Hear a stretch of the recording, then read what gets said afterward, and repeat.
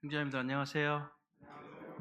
예, 벌써 2025년이 시작된 지도 벌써 한 20일이 벌써 지나갔네요. 또 이제 12월 달 되면 어이구 시작됐는데 벌써 다 지나갔네요. 이제 이렇게 될 것 같습니다.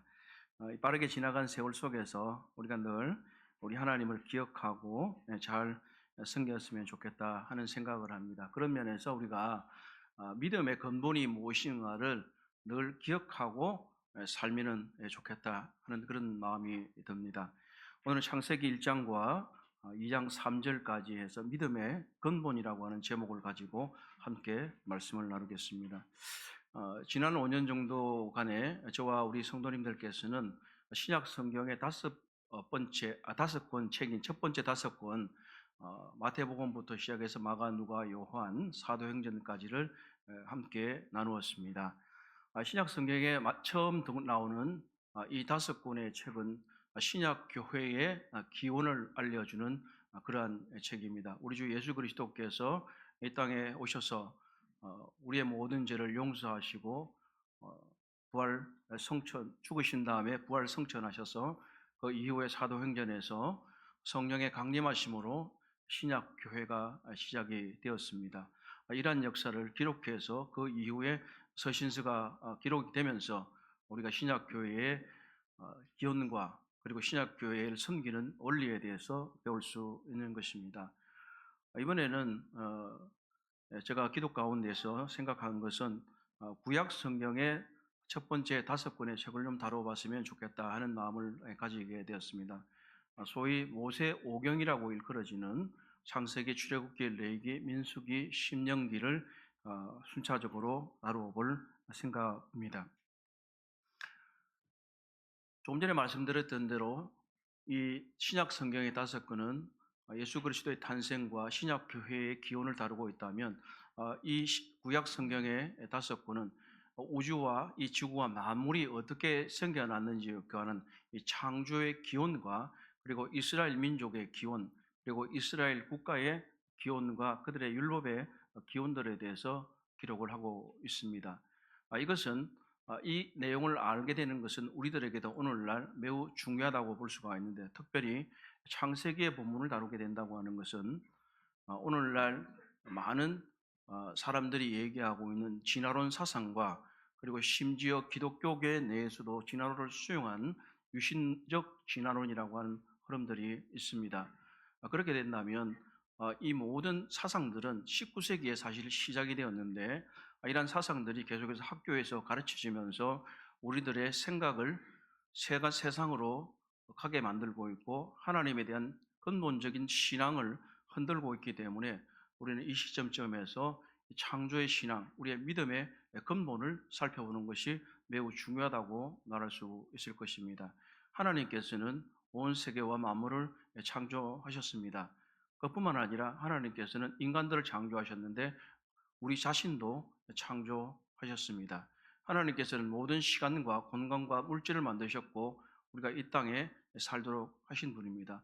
이것은 매우 간단한 것이고 또 당연한 것 같지만 매우 도전을 받고 있는 것이 사실입니다. 그래서 우리는 이것들을 생각하면서 창세기의 본문을 잘 다루어야 할 것입니다. 현대자동차에서 고급 승용차를 만들었습니다. 그 승용차는 제너시스라고 불리고 있죠. 이것은 기존의 현대자동차의 브랜드와는 전혀 다른 새로운 신기원을 만든 차입니다. 그래서 특별히 현대자동차에서는 현대자동차 선전하는 거 아닙니다.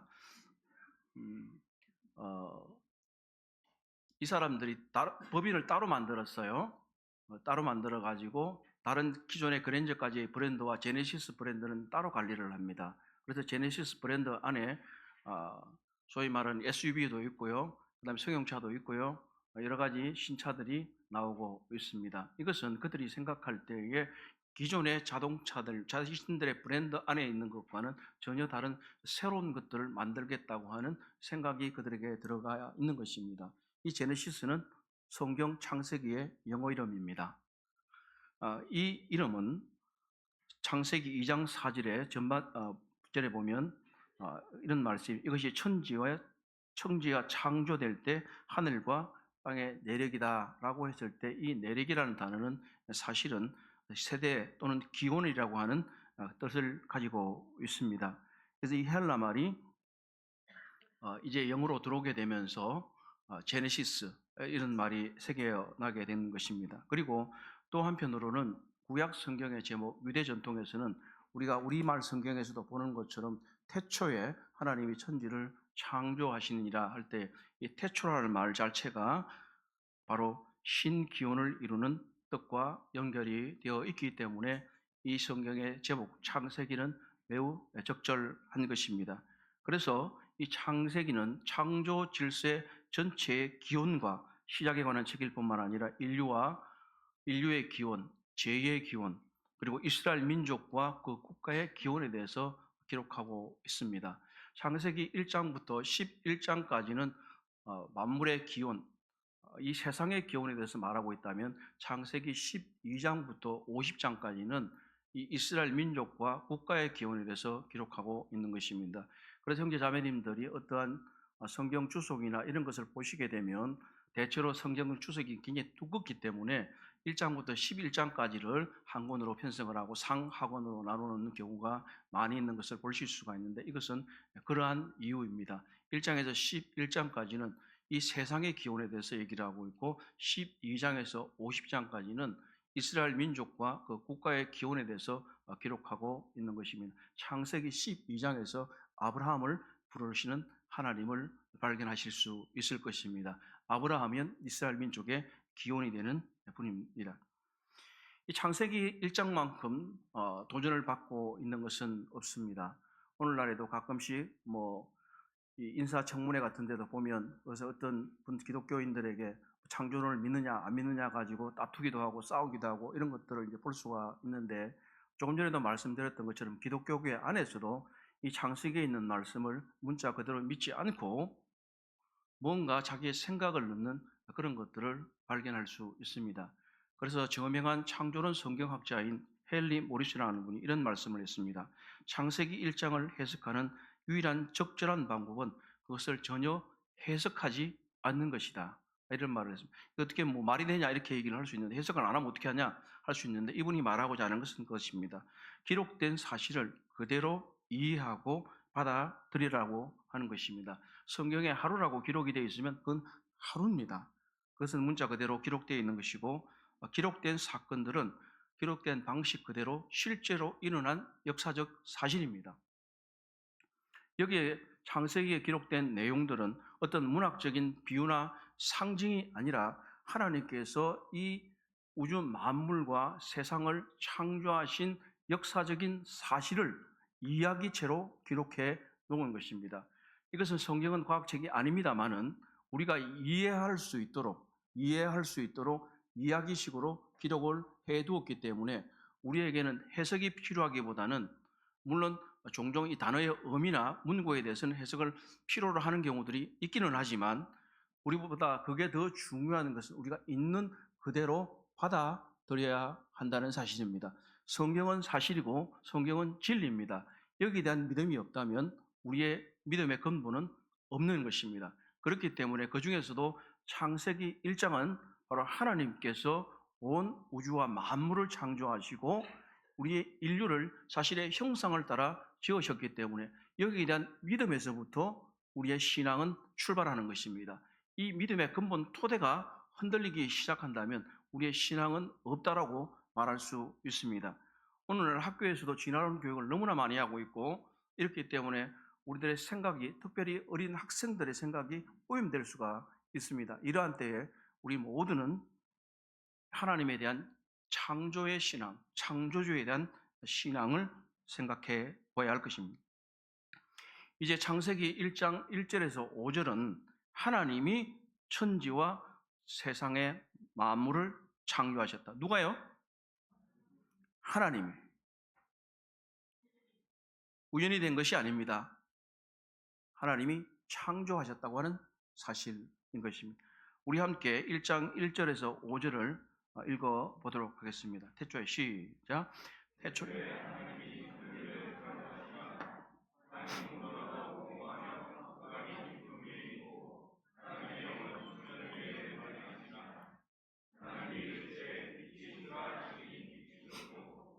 빛이 하나님이 보시기에 좋았더라. 하나님이 빛과 어둠을 나누사 하나님이 빛을 낮이라 부르시고 어둠을 밤이라 부르시니 저녁이 되고 아침이 되니 이는 첫째 아니. 어떻습니까? 창세기의 첫 번째 출발은 무엇입니까? 매우 장엄한 선언입니다. 태초에 하나님이 천지를 창조하시니라. 이것이 성경의 선언입니다. 태초에 하나님이 천지를 창조하시니라. 여기에서 반박할 것은 없습니다. 이것은 위대한 선언입니다. 이 말은 창세기 2장 1절에 보면 천지와 만물이 다 이루어진다라고 하는 기사로 종결이 되면서 하나님께서 이 천지와 만물을 창조하시고 모든 것을 다 이루셨다는 것을 보여주고 있습니다. 이것은 역사적인 사실로 볼 수밖에 없는 것은 또한 한편으로 계시록에 되면 계시록 21장에서 하나님께서 새 하늘과 새 땅을 창조하고 계시는 것을 볼 수가 있습니다.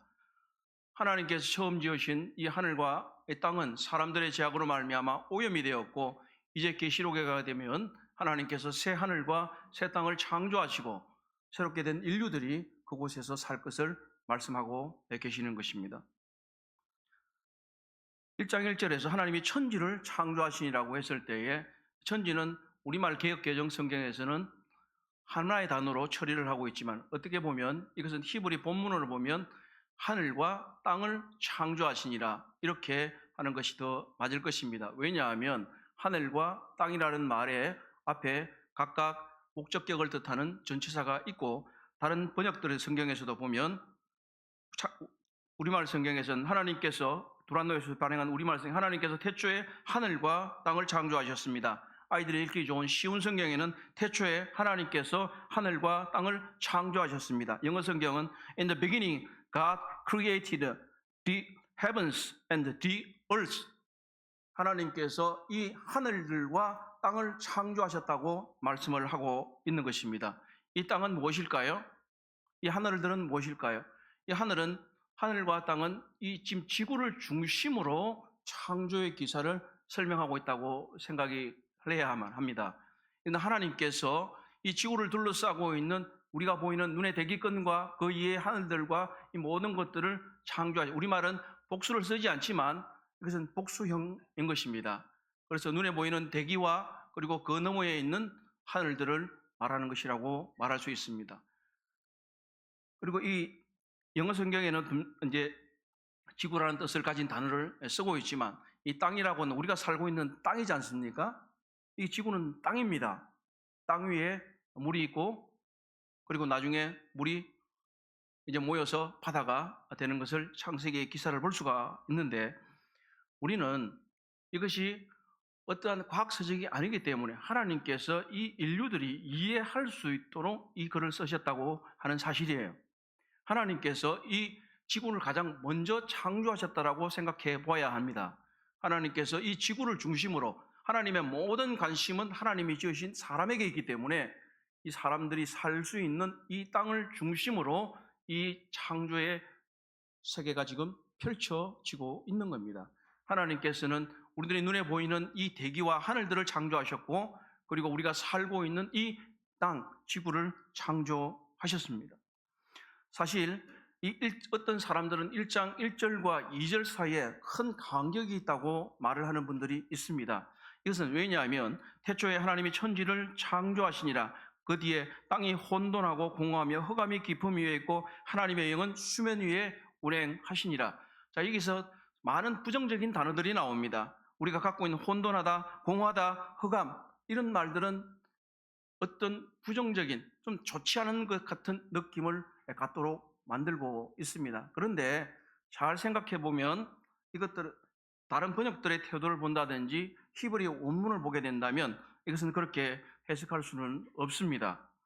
많은 성경학자들이 얘기할 때에 3절이 하나의 주절이고 1절과 2절은 3절을 설명하기 위해 쓰여진 구절들이라고 말을 하고 있습니다. 그렇기 때문에 1절에서 3절까지는 한꺼번에 읽어줘야 되는 것이지 분리해서 읽을 수는 없는 것입니다. 물론 번역의 태도는 우리가 좀 더 이 성경을 잘 이해할 수 있도록 하기 위해서 한 구절 한 구절 따로 해두었지만 사실은 1절부터 3절까지는 하나의 구절로 처리가 되어 있기 때문에 진화론 학자들이 얘기하는 것처럼 또는 아니면 다른 어떤 사람들이 말하는 것처럼 하나님께서 천지를 창조하셨는데 뭐 사탄이 반역을 했다든지 아니면 또 하나님이 창조하시는데 한참 뒤에 새롭게 우주의 질서를 잡아가셨다든지 이런 것들은 맞지 않는 이야기인 것입니다.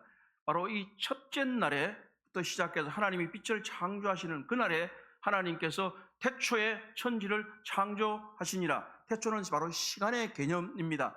요한복음 1장에서 나오는 그 태초에는 영혼의 시간을 말하는 것이라면 이 창세기 1장 태초에는 역사적인 시간을 의미합니다. 언제인지는 정확하게 알 수 없지만 우리가 이 역사적을 보면 사람이 이 땅에 나타나는 것은 약 10,000년 전이라고 역사학계에서도 얘기합니다. 그렇다면 성경이 말하는 대로 이 지구의 역사는 약 10,000년 이상 정도밖에 되지는 않을 것입니다. 물론 여러 가지 이론들이 있는 것을 저도 알고 있고 그것을 다 변증할 수 있지만 오늘은 다 말씀드릴 수는 없습니다. 우리에게 주어진 것은 하나님께서 역사적으로 이 지구를 창조하셨다는 사실이고 그리고 여기 나오고 있는 2절에 있는 말씀은 단순하게 하나님께서 세상을 창조하실 때의 온 지구의 상태를 묘사하고 있는 것입니다. 여기서 혼돈, 공허, 흑암 이런 말이 있지만 제가 우리말 성경 두란노에서 나온 것을 다시 한번 1장 1절에서 3절까지를 좀 읽어보도록 하겠습니다. 하나님께서 태초에 하늘과 땅을 창조하셨습니다. 땅은 형체가 없고 비어 있었으며 어둠이 깊은 무리에 있었고 하나님의 영은 수면 위에 움직이고 계셨습니다. 하나님께서 말씀하시기를 빛이 있으라 하시니 빛이 생겼습니다. 쉬운 성경은 좀 더 우리의 이해를 도울 수가 있습니다. 태초에 하나님께서 하늘과 땅을 창조하셨습니다. 그런데 그 땅은 지금처럼 짜임새 있는 모습이 아니었고 생물 하나 없이 텅 비어 있었습니다. 어둠이 깊은 바다를 덮고 있었고 하나님의 영은 물 위에서 움직이고 계셨습니다. 그때 하나님께서 말씀하셨습니다. 빛이 생겨라. 그러자 빛이 생겼습니다. 이것은 하나님께서 지금 창조하시는 과정에 도화지에 그림을 그려가듯이 아무것도 없는 상태에서 이제 하나님이 만들어가고 계신다고 하는 것입니다. 창세기 1장 1절은 하나의 선언이기도 하지만 하나님의 창조 행위를 말하는 것입니다. 하나님께서 태초에 온 우주와 우리가 살고 있는 이 땅을 창조하셨다고 하는 것입니다. 태양과 달과 별은 나중에 생깁니다. 태양과 달과 별은 나중에 생기는 것입니다. 하나님께서는 무질서에서 질서로 넘어가는 것입니다. 혼돈하다, 공허하다는 말은 어떠한 누구의 타락이나 반역으로 말미암아 생겨난 상태를 말하는 것이 아니라 아무것도 없는 이 어둠의 상태를 묘사하는 데 불과하는 것입니다. 혼돈하다는 말은 아직까지 하나님께서 그 땅에 있는 형체들을 만들지 않으셨기 때문에 모양이 생겨나지 않았다는 걸 얘기하는 거고요. 공허하다는 것은 비어 있다는 것을 말하는 것이고 그리고 흑암이 깊음 위에 있다고 하는 것은 우리가 잘 알고 있는 대로 성경적 사실을 알고 있는 대로 이 둥근 지구 위에 많은 물들이 둘러싸여 있는 그런 모습을 묘사하는 것입니다. 그리고 하나님이 영이 수면에 운행하신다고 하실 때 이 성령께서 이 창조의 역사를 시행하시는 데 있어서 함께 동참하고 성부와 함께 하고 계신 것을 우리가 알 수 있습니다. 물론 성자 하나님께서도 히브리서의 말씀을 보는 대로 창조의 사역에 함께 하셨다는 것을 알 수 있습니다. 이것은 하나님이 우리가 잘 알고 있는 대로 복수형을 써서 분명하게 구약에서 계시된 것은 아니지만 성부, 성자, 성령께서 한 하나님으로서 새 위격의 하나님께서 한 하나님으로 계신다는 것을 말하고 있습니다. 운행하신다는 말은 그저 둥둥둥 떠다니는 그냥 아무런 능력이 없는 그런 상태를 말하는 게 아닙니다. 이것은 적극적이고 그리고 행동하는 창조의 사역을 의미하는 것입니다. 히브리서 4장 13절에 보면 하나님의 말씀은 살아있고 활력이 있다 이렇게 말씀하십니다. 이전 개혁 성경의 번역인 개혁 한글에 보면 하나님의 말씀은 살아있고 운동력이 있다 이렇게 말씀을 하십니다. 성령께서 마치 물의 파동을 일으키듯이 움직이시면서 창조의 에너지를 지금 발산하고 계시라고 말할 수가 있는 것입니다. 바로 그때에 하나님께서 빛이 있으라 하고 말씀하십니다. 이 있으라는 말은 매우 중요합니다. 새로 생겨나라, 창조하다 이렇게 얘기를 하고, 그러니까 즉시 빛이 생겼습니다. 어떤 사람들이 말하는 것처럼 점진적으로 창조가 이루거나 점진적인 진화가 아니라 이것을 좀 어려운 말로 적성창조라고 얘기를 합니다. 그것은 말씀하시자 바로 이루어졌다 하는 그런 뜻을 갖고 있습니다. 하나님께서 빛이 있으라, 그러니까 빛이 바로 생겨났습니다. 하나님께서는 누구의 도움을 필요로 하지 않고 수고롭게 하는 것이 아니라 하나님은 말씀으로 빛이 있으라, 빛이 생겨났습니다. 여기서 빛은 매우 중요한데, 우리 주 예수 그리스도께서 그분이 하나님의 빛을 나타내신 것을 잘 알고 있지 않습니까? 하나님은 바로 세상에 지금 빛을 주고 계십니다. 어떤 사람들이 말하기를 넷째 날이 돼야 태양과 달과 별이 생겨나기 때문에 이건 성경이 틀렸다 이렇게 말하는 사람이 있습니다. 태양이 없는데 어떻게 빛이 생기냐 이렇게 묻는데 어떻게 생각하십니까? 태양이 없으면 빛이 없나요? 태양이 없으면 빛이 없나요? 태양이 없어도 빛은 있습니다.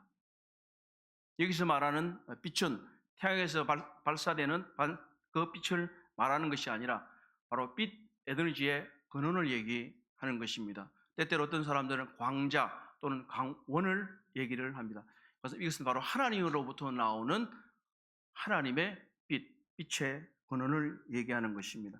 태양과 달은 단순히 빛 광자를 발산하는 것에 불과한 것입니다. 빛이 없으면, 빛 에너지가 없으면 이 빛은 없는 겁니다. 아무리 기구가 좋아도 빛 에너지가 없으면 빛은 생겨날 수 없는 것입니다. 그것을 사람들이 잘 모르는 것입니다. 계시록 22장 5절에도 보게 되면 다시 밤이 없겠고 등불과 햇빛이 쓸데없으니 이는 주 하나님이 그들에게 비침이시니라. 빛이 필요 없는 거예요. 하나님이 빛을 내시기 때문에, 하나님 자신이 빛이시고 빛의 근원이시기 때문에, 이것은 물리적인 빛을 말하는 것이 아니라 하나님으로부터 나오는 그 빛을 얘기하고 있습니다. 창세기의 이 문구는 사실 신약에서도 등장하면서 하나님이 빛을 창조하셨다는 것을 분명하게 말해줍니다.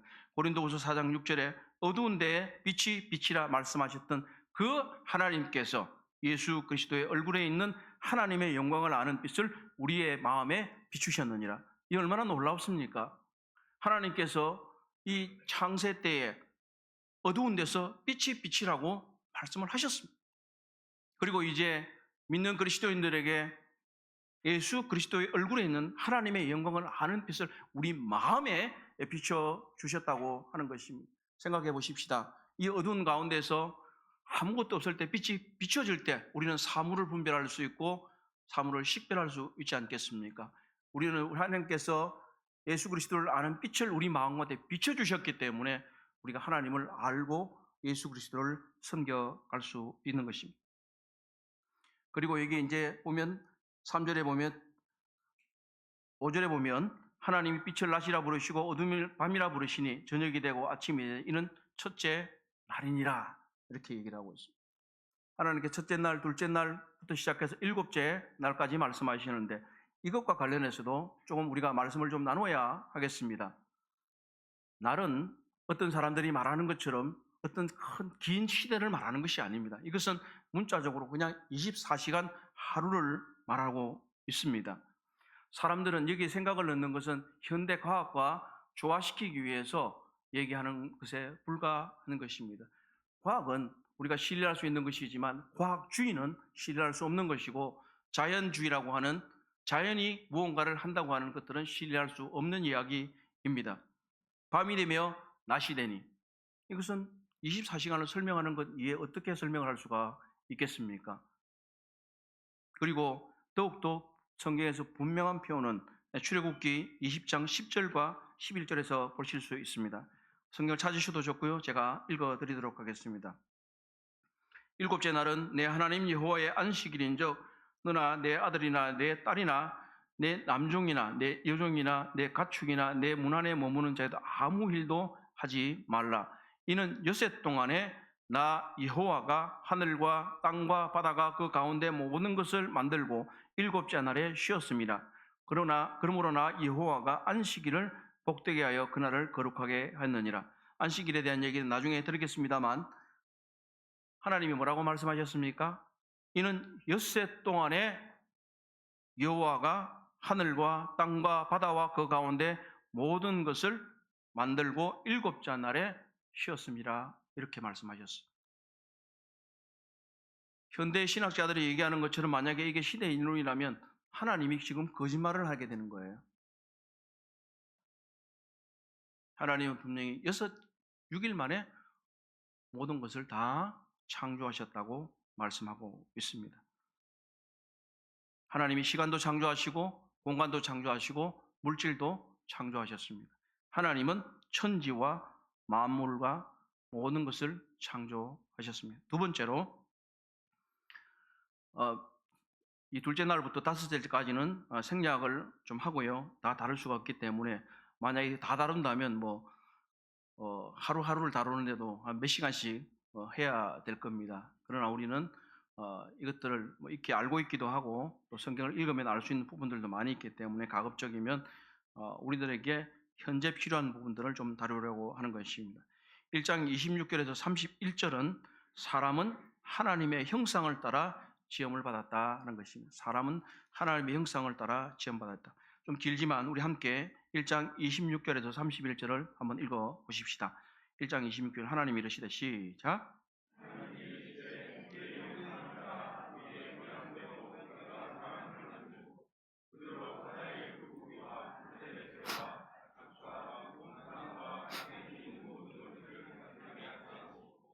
하나님이 자기 형상 곧 하나님의 형상대로 사람을 창조하시되 남자와 여자를 창조하시고 하나님이 그들에게 복을 주시며 하나님이 그들에게 이르시되 생육하고 번성하며 땅에 바다의 물고기와 하늘의 새와 땅에 움직이는 모든 생물을 다스리라 하신다. 계속이요. 하나님이 이르시되 내가 온 주변에 씨 맺는 모든 채소와 씨 가진 열매 맺는 모든 나무를 너에게 주노니 너희의 먹을거리가 되리라. 또 땅의 모든 짐승과 하늘의 모든 새와 생명이 있어 땅에 기는 모든 것에는 내가 모든 풀을 먹을거리로 주노라 하시니 그대로 되니라. 하나님이 지으신 그 모든 것을 보시니 보시기에 심히 좋았더라. 저녁이 되고 아침이 되니 이는 여섯째 날이니라. 하나님께서 둘째 날부터 다섯째 날까지 하늘도 지으시고 또 바다도 지으시고 또 땅도 지으시고 그리고 그곳에 살 수 있는 여러 생명체들을 지으셨습니다. 그리고 여섯째 날에는 특별히 이제 땅에 사는 생명체들인 동물들을 지으셨습니다.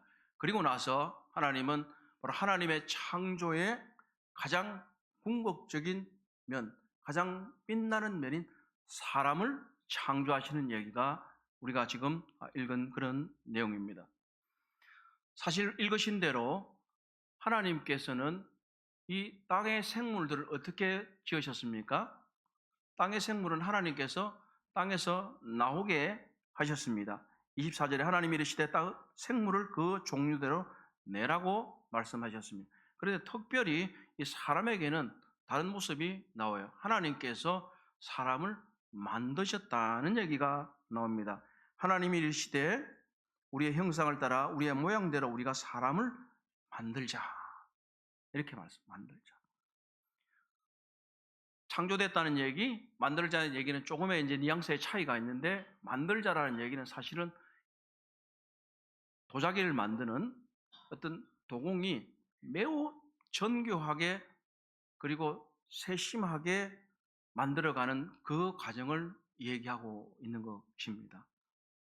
유명한 명장들의 도공들이 얼마나 그 하나의 도자기를 만들기 위해서 또는 아니면 조각품을 만들기 위해서 하는 것입니까?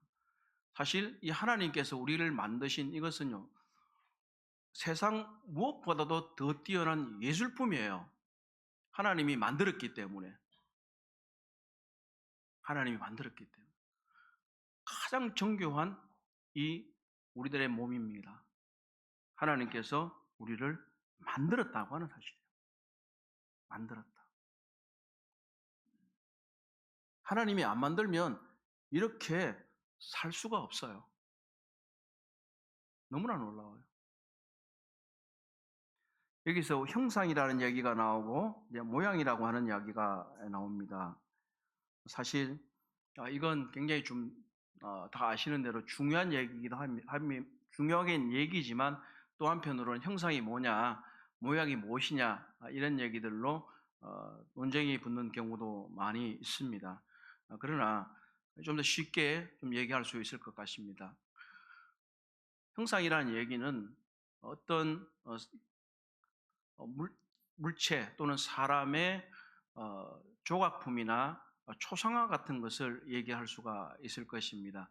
어떤 사람의 초상화를 보면 또 아니면 조각상을 보게 되면 그 사람하고 매우 비슷하게 만들어져 있잖아요. 그러면 그 사람이 어떤 것들이 드러나잖아요. 또 다른 한편으로는 아담의 경우에서도 볼 수 있는데 아담이 자기 새로운 자식을 낳을 때 이렇게 얘기를 해요. 자기 모양을 따라 형상을 따라 그 자녀를 낳았다 이렇게 얘기를 합니다. 형상이라고 하는 것은 하나님의 형상은 하나님은 육체를 가진 분이 아니기 때문에 우리가 하나님의 육체적인 모습을 얘기하는 것이 아닙니다. 그렇다면 하나님이 갖고 계시는 감정과 그리고 지성과 도덕성과 영적인 것들 이런 것들이 우리들에게 반영됐다고 하는 것을 얘기를 할 수가 있는 것입니다. 사람과 짐승의 가장 큰 차이점은 뭐냐면 전도서에서 나오고 있는 대로 짐승의 혼은 땅으로 내려간다. 그리고 사람의 영혼은 하늘을 주신 하나님께로 돌아간다는 말씀이 있습니다. 이것은 짐승의 혼은 죽으면 소멸된다고 하는 얘기인 것입니다. 사람은 영혼은 소멸되지 않습니다. 하나님께서 주셨기 때문에 그 사람과 짐승이 가장 다른 점인 것입니다. 하나님께서는 하나님 자신의 형상과 모양대로 사람을 창조하셨기 때문에 동물과는 구별되는 존재들입니다. 저는 사회학 교과서에서 인간은 사회적 동물이다 하는 표현을 굉장히 싫어합니다. 인간은 사회적 동물이 아닙니다. 인간은 사회적 존재라고 말하는 것이 가장 맞는 것입니다. 그것은 이미 진화론적 사상이 반영이 되어 있는 것입니다. 사람은 동물이 아닙니다. 사람은 하나님이 지으신 영적인 존재입니다. 사람은 동물이 진화해서 생겨난 존재가 아닙니다. 그렇기 때문에 마치 인간이 먹이사슬의 가장 위에 있는 것처럼 생각하는 그런 사고를 볼 수 있는데 그것이 아닙니다. 하나님께서 자신의 형상과 모양대로 만들었기 때문에 만물의 영장이라고 불려질 수 있고 하나님이 자기의 형상대로 빚었기 때문에 하나님의 성품을 공유하고 있기 때문에 그분과 관계를 맺을 수 있다고 하는 것입니다. 인격적인 관계를 맺을 수 있는 것입니다. 그리고 모양이라는 단어가 또 무엇이냐 이렇게 생각할 수 있는데 이것은 비슷하다는 뜻입니다. 그래서 그리스도 예수는 하나님의 하나님의 본체 형상이라고 말씀하셨습니다. 히브리서에서 그렇게 말씀을 하고 있는데 이것은 예수 그리스도는 바로 하나님의 본체를 정확하게 그리고 완전하게 드러내기 때문에 그분을 본체 형상이라 이렇게 말할 수 있습니다. 그러나 인간은 하나님이 똑같지 않기 때문에 비슷하게 제한적인 면을 갖고 있다고 하는 것입니다. 우리가 혈육의 자녀가 있다면 어떻게 보면 얼굴이 비슷해요. 어떤 사람은 성품도 비슷해요. 그런데 같은가요? 같지는 않아요. 똑같지는 않아요. 쌍둥이도 같지는 않습니다. 이것은 하나님께서 하나님의 성품을 반영하도록 인간을 만드시긴 했지만 인간은 그와 같지는 않았은 것입니다. 그렇기 때문에 인간의 상태를 묘사하는 것입니다. 사람은 하나님의 형상과 모양대로 창조되었다고 하는 것은 무엇을 의미할까요? 우리가 단순히 인간이 제일 높은 위치에 있다는 것을 말할까요? 창세기에 보게 되면 지금 우리가 읽은 구절 통해서 만물을 다스리라고 하는 놀라운 명령을 주셨습니다. 이것은 하나님께서 하나님 대신에 이 땅에서 통치권자로서 살아가도록 만드셨기 때문에 우리를 만물의 영장이다. 영장이라는 건 가장 높은 위치에 있다는 그런 뜻입니다. 말할 수 있는 것입니다. 또 한편으로 우리는 하나님의 형상과 모양대로 창조를 받았다고 하는 것은 하나님과 관계를 맺으면서 살아가야 된다고 하는 사실입니다. 우리는 하나님 없이는 올바른 삶을 살 수가 없다고 하는 사실입니다. 왜냐하면 하나님의 형상대로 지음을 받았기 때문입니다. 인류는 사실 죄로 인해서 하나님의 형상이 많이 훼손이 되어 있습니다. 그러나 예수 그리스도를 믿을 때에 우리에게 새로운 성품을 주시고 그리스도 예수의 형상을 본받도록 하고 계십니다. 그리고 이제 예수 그리스도께 재림하시면 우리는 새로운 육체를 받을 것입니다. 그래서 하나님의 형상이 우리들에게 온전히 구현되는 것을 볼 수가 있는 것입니다. 우리는 하나님의 형상대로 지음을 받았기 때문에 하나님이 갖고 계시는 성품대로 살아야 하는 것입니다. 내 속에 있는 하나님의 형상이 드러나도록 해야 된다고 하는 사실입니다. 내 속에서 마귀의 형상이 드러나면 안 되겠죠. 세속적인 모습이 드러나는 것이 아니라 하나님이 갖고 계신 놀라운 이 성품들, 하나님이 갖고 계신 고유한 것들이 우리를 통해서 드러나야 된다고 하는 사실입니다. 우리는 하나님의 형상대로 창조를 받았습니다. 마지막 여섯째 날에 계속해서 좋다고 말씀하시고 여섯째 날에 오실 때는 하나님이 심히 좋았더라 이렇게 말합니다. 심히 좋았더라. 하나님의 모든 기쁨이 사람에게 있습니다.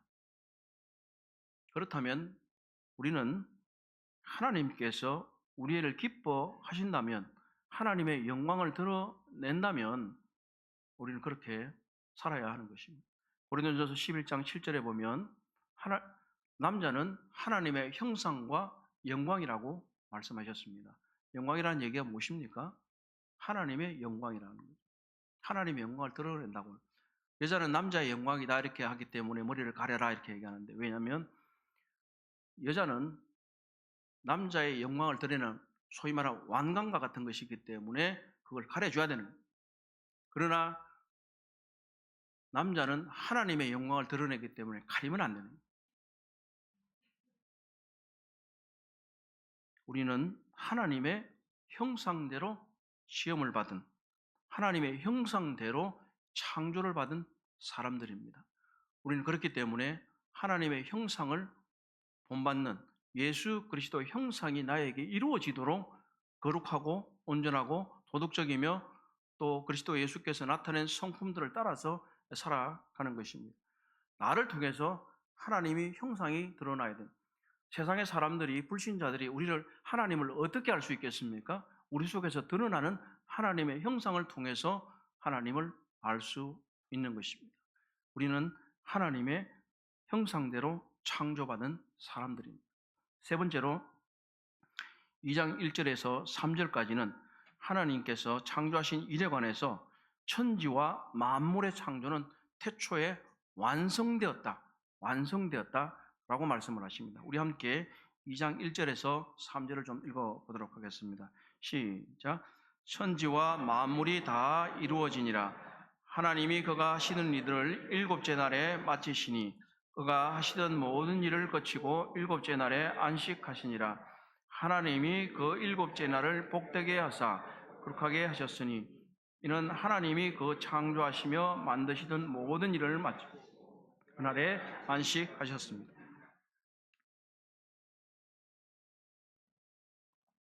이 장 1절이 어떻게 되어 있습니까? 천지와 만물이 어떻게 됐다고요? 다 이루어지니라. 다 이루어졌다. 자, 이 말은 무슨 뜻일까요? 완성이 됐다는 얘기입니다. 완성이 됐다.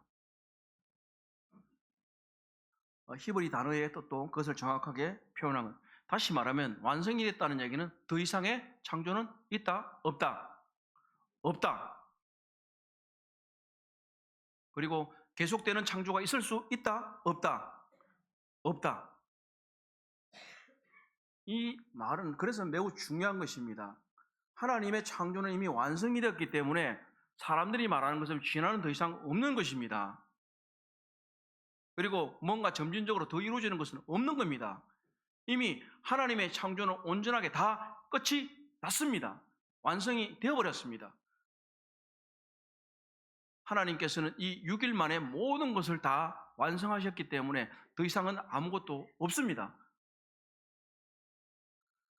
뭐 사람들이 갖고 있는 뭐 조그만 변화가 있지 않냐? 그거는요, 그냥 이 육체가 살아가면서 어떤 유전적인 변화나 이런 것들 때문에 드러나는 거지, 소위 말하는 진화론자들이 말하는 것처럼 그런 건 없어요. 육체는 퇴화하지 진하지 않아요. 연세 드신 형제 자매님들, 육체가 날로 좋아지시던가요? 아니면 날로 나빠지시던가요? 사람의 육체는 진화하지 않습니다.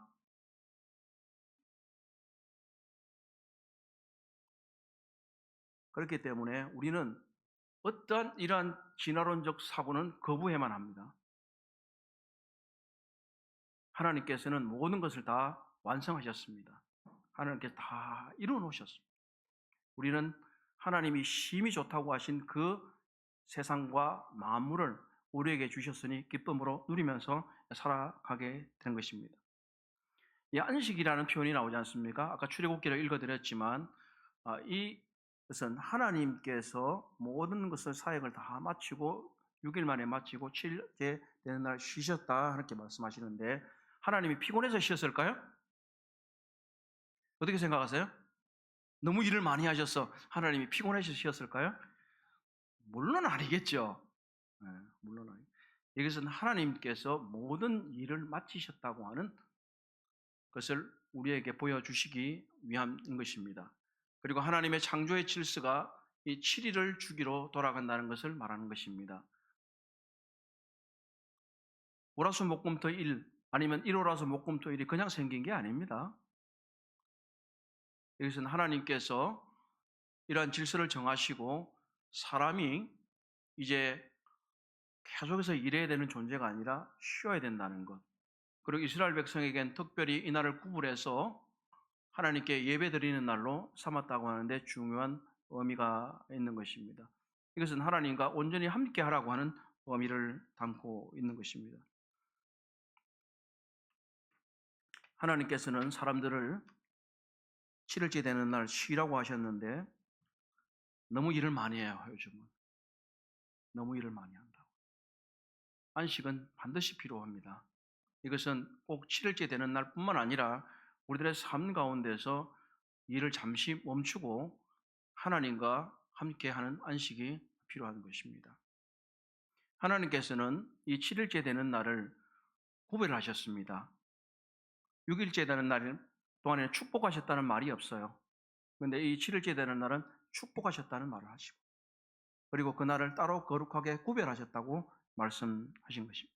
이것은 바로 7일째 되는 이 날이 특별하게 구분되는 거룩한 날이라고 하는 것을 보여줍니다.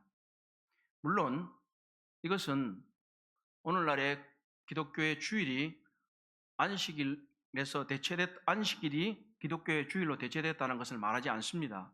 이것은 구약에 있어서 그들에게 하나님의 백성들에게 주어진 것이고, 이제 새로운 언약, 새 언약에 있어서는 주일날 이 신약 교회에게는 바로 주님이 부활하시는 것을 기념해서 새로운 것이 시작됐음을 말합니다. 그렇기 때문에 우리는 새 힘을 받아서 먼저 쉬어서 새 힘을 받고 일하는 것입니다. 이것이 바뀌었다고 말할 수 있습니다. 사실 어거스틴이 이렇게 얘기를 했습니다. 주께서 우리를 지으셨으니 우리 마음이 주 안에서 쉬기 전에는 안식이 없습니다. 하나님께서 왜 이 안식을 말씀하셨을까요? 주님 앞에 쉬기 전에는 우리는 진정한 안식을 누릴 수 없다고 하는 사실이에요. 세상 대부분의 사람들은 어제라고는 후회와 내일에 대한 걱정이라고 하는 두 도둑 사이에서 십자가에 못 박혀 있다, 이런 얘기를 했습니다. 어제 내가 참 다음에 내일은 어떡하지 걱정.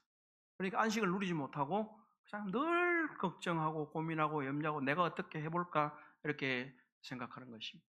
그런 점에서 우리는 이 안식에 대한 것들을 생각해 봐야 됩니다. 히브리서 4장에서 이것들을 잘 얘기해 주고 있는데 하나님께서 태초에로부터 말씀하신 이 안식이 있었는데 여호수아도 그들에게 이스라엘 백성들에게 안식을 주지 못했다고 말씀하셨고 다윗을 통해서 남은 안식이 있다고 말씀하셨고 믿는 사람들은 이 거룩한 안식에 들어간다고 말씀을 하고 있습니다. 그럼에도 불구하고 여전히 안식에 들어가기를 힘쓰라고 하는 권면을 볼 수가 있는데 그것은 미래적인 안식이 또 있기 때문에 오늘날에는 열심히 일하면서 안식에 들어갈 수 있도록 해야 한다고 하는 사실을 말하고 있는 것입니다. 일하지 않는 사람은 안식을 잘 누릴 수 없습니다. 맨날 게으르게 놀았는데 또 안식이 뭐가 필요하겠습니까? 주와 복음을 위해서 열심히 일하는 것은 우리가 안식을 누리는 하나의 방편입니다. 주중에 생업의 현장에서 또는 아니면 복음을 전하면서 말씀을 준비하면서 부지런히 일하고 또 주일에는 이곳에 와서 함께 하나님을 예배하고 진정으로 하나님이 주시는 안식과 평안을 경험해야 되지 않겠습니까? 그뿐만 아니라 평상시에도 마찬가지입니다. 늘 주님의 안식을 추구하고 평안을 구한다는 것입니다. 하나님께서는 우리에게 안식과 평안을 주기를 원하십니다. 하나님이 없이는 진정한 안식을 누릴 수 없습니다. 하나님만이 우리에게 평안과 안식을 주실 수 있습니다. 왜냐하면 하나님께서 천지와 만물을 다 지으시고 우리를 하나님의 형상을 따라 지으셨기 때문입니다. 우리는 하나님 안에서만 만족을 누릴 수가 있습니다. 우리 모두가 하나님의 안식에 거할 수 있도록 힘썼으면 좋겠습니다. 우리의 믿음의 근본은 이제까지 보아한 대로 하나님이 천지와 세상 만물을 창조하셨다. 누가요? 하나님이. 신화의 산물이 아닙니다. 사람은 하나님의 형상대로 지음을 받았다. 누구의 형상이요? 네, 그렇습니다. 하나님의 형상입니다. 우리는 하나님의 형상을 따라 지음을 받았기 때문에 하나님의 형상이 나에게서 나타나도록 해야만 합니다. 천지와 만물의 창조는 태초에 완성되었습니다. 더 이상의 진화는 없습니다. 더 이상의 창조는 없습니다. 하나님이 모든 것을 다 이루어 놓으셨습니다. 예수 그리스도께서는 우리의 구원을 이루어 놓으셨습니다. 그렇기 때문에 더 이상의 것은 필요가 없습니다. 우리 모두 하나님께서 우리를 창조하셨다는 그 믿음, 세상을 창조하셨을 뿐만 아니라 나를 창조하셨다. 하나님은 나의 창조주이시다. 그분이 내가 섬겨야 할 창조주 하나님이시다. 이 생각을 가지고 우리 모두 금년 한 해 아니면 계속해서 남은 생애 동안 살아갔으면 좋겠습니다. 하나님은 우리의 창조주이십니다. 아멘이십니까? 감사합니다. 기도하겠습니다. 자비하신 우리 아버지 하나님 참 감사를 드립니다. 태초에 천지와 만물을 창조하시고 저희 사람들을 하나님의 형상대로 창조하신 것을 감사드립니다.